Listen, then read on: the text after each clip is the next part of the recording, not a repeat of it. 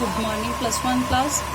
हाँ जी बच्चे, अज आप 4th असाइनमेंट देखांगे। ठीक है, 4th असाइनमेंट के लिए पहला कुछ फॉर्मूले लर्न कर लेने हैं। वो फॉर्मूले की होंगे आ, इस बार आप बच्चे फॉर्मूले लर्न करांगे sign A plus sine B का। ठीक है, हुण तक जो तुसीं फॉर्मूले लर्न करते सी उहदे अंदर ए प्लस बी ब्रैकेट के अंदर हुंदा सी। ठीक है, हुण जिहड़े आपां फॉर्मूले देखांगे उहदे अंदर की फॉर्मूला होगा sine A plus sine B, किहदे इक्वल हुंदा बच्चे sine A plus B divided by 2 cos A minus B divided by 2। ठीक है, इसी तरह अपने को बच्चे साइन ए माइनस बी का फॉर्मूला होगा, वो किहदे इक्वल होगा अपने को 2 cos A plus B divided by 2 sine A minus B divided by 2। ध्यान दो, जो प्लस का फॉर्मूला तो साइन प्लस का आया, कॉस माइनस का आया, जो माइनस का फॉर्मूला कॉस प्लस का तो साइन माइनस का। तो जो असी cos A plus cos B का फॉर्मूला देखते तो कि इक्वल होंगे अपने को 2 cos A plus B by 2 cos A minus B by 2। यानी कि जो कॉस के फॉर्मूले आ तो दोनों रिजल्ट ही कादे आप लिखने हैं कॉस के लिखने हैं। ठीक है, तो कॉस ए माइनस बी का जो फॉर्मूला दोनों रिजल्ट असी साइन च लिखने हैं, पर नाल फॉर्मूला का आ जाऊगा माइनस का। एक सिर्फ यही रिजल्ट है कि रिजल्ट फॉर्मूला की होगा माइनस का, कि -2 sine A plus B by 2 sine A minus B by 2। ठीक है, इस तो इलावा कुछ फॉर्मूले अपने को थर्ड वाले होंगे। 2 साइन ए कॉस बी का की फॉर्मूला होता sign A plus B sign A minus B. 2 cos A sine B का की फॉर्मूला होगा sine A plus B minus sign A minus B. 2 cos A cos B का की फॉर्मूला होगा cos A plus B plus cos A minus B. -2 sine A sine B का की formula होगा 2 cos A plus B. हाँ जी, इधर आप minus नहीं लिखांगे, एक्चुअल इधर आप प्लस लिखांगे, तो इधर अपने को चीज़ माइनस होगी, इधर आ गया प्लस, यानी कि रिजल्ट उल्टा चलेगा। Cos A minus B plus का होगा तो कॉस ए प्लस बी का होगा अपने को माइनस का। ठीक है, हम ये ही आप अपने कुछ क्वेश्चन में सॉल्व करना स्टार्ट करते हैं। चलो हम अपने को की लिखा हुआ बच्चे, सब तो पहला क्वेश्चन आ prove that sine x plus sine 3x upon cos x plus cos 3x is equal to tan 2x। ठीक है, हम तुम दिखता पाया भी साइन दोनों अलग अलग आ, यानी कि इतने केड़ा फॉर्मूला लग सकता बच्चे sine A plus sine B का, थले भी केड़ा फॉर्मूला लग सकता cos A plus cos B का। हमेशा याद रखना जो ए एंगल आ हमेशा बड़ा कंसीडर करना है, तो जो बी एंगल आ हमेशा छोटा एंगल कंसीडर करना वा। यानी कि मेरे को ए की वैल्यू इतने कितनी आ 3x तो बी की वैल्यू कितनी आ 1x। ठीक है, तो साइन ए प्लस बी का की फॉर्मूला होता अपने को 2 sine A plus B by 2 cos A minus B by 2। तो कि अगर 2 साइन ए की वैल्यू कितनी आ 3x, बी की वैल्यू कितनी आ x, 3x plus x divided by 2 cos 3x minus x divided by 2 upon इतने भी same formula 2 cos A plus B by 2 cos A minus B by 2, यानी कि 2 cos 3x plus x by 2 cos 3x minus x by 2। 3x plus x कितना हो गया 4x, divide की चलता पाया वा 2, 3x टू x माइनस किया कितना आ गया 2x, पॉइंट की चलता पाया वा 2।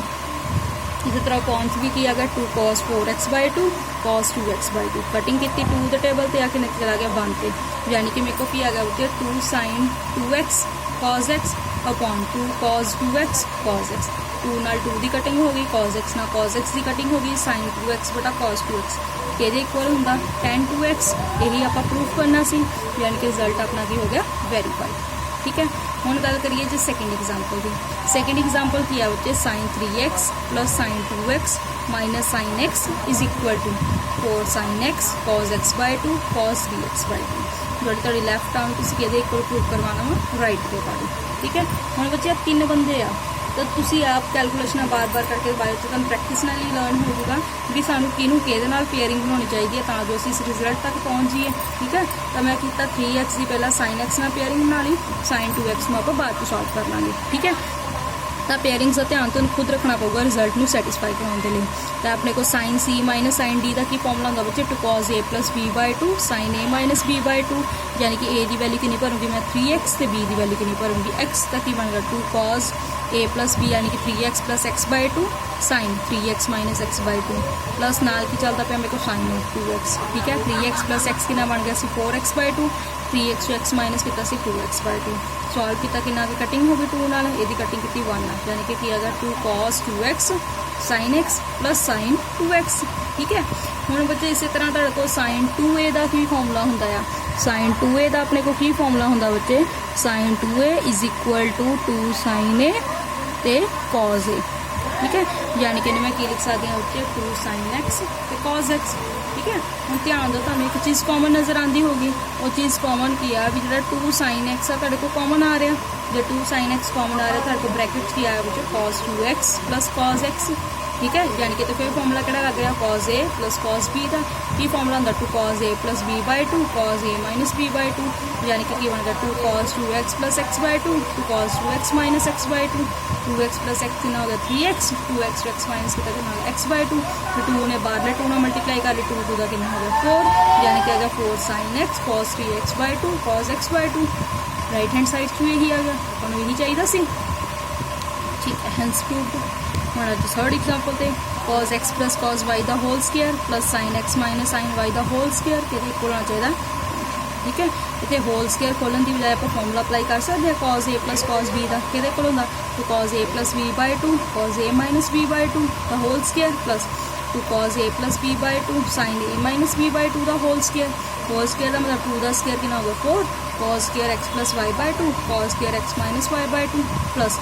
4 cos square x y by 2 sin square x minus y by 2 ठीक है। ध्यान दो ਤੁਹਾਡੀ ਕੀ ਟਰਮ ਕਾਮਨ ਹੋ ਰਹੀ ਹੈ 4 cos square x plus y by 2 ਤੁਹਾਡਾ ਕਾਮਨ ਹੋ ਰਿਹਾ ਜੇ ਆਪਣੇ ਕੋਲ ਕਾਮਨ ਹੋ ਰਿਹਾ ਵਾ ਤੇ ਬ੍ਰੈਕਟਸ ਕੀ ਆ ਗਿਆ cos square x minus y by 2 plus sin square x minus y by 2 ਤੁਹਾਡਾ ਕਾਮਨ ਹੋ ਜਾਊਗਾ। ਜਦੋਂ ਆ ਵੈਲਿਊ ਤੁਹਾਡੀ ਕਾਮਨ ਹੋ ਜੂਗੀ ਠੀਕ ਹੈ ਤੇ ਤੁਸੀਂ ਧਿਆਨ ਦਿਓਗੇ ਵੀ cos square theta plus sin square theta ਕਿਹਦੇ ਇਕੁਅਲ ਹੁੰਦਾ 1 ਦੇ ਯਾਨੀ ਕਿ ਤੁਹਾਡੇ ਕੋਲ ਸੋਲਵ ਕਰਕੇ ਕਿੰਨਾ ਆ ਗਿਆ 4 cos square x plus y by 2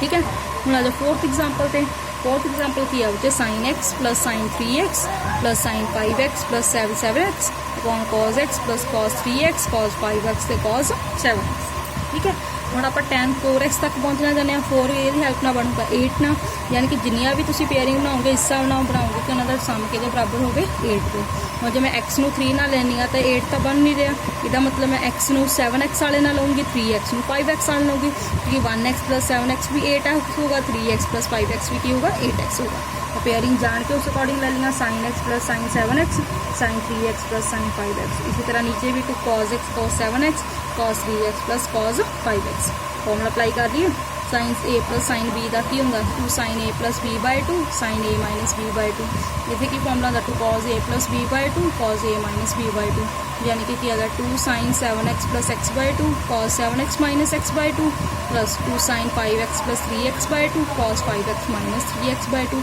similarly नीचे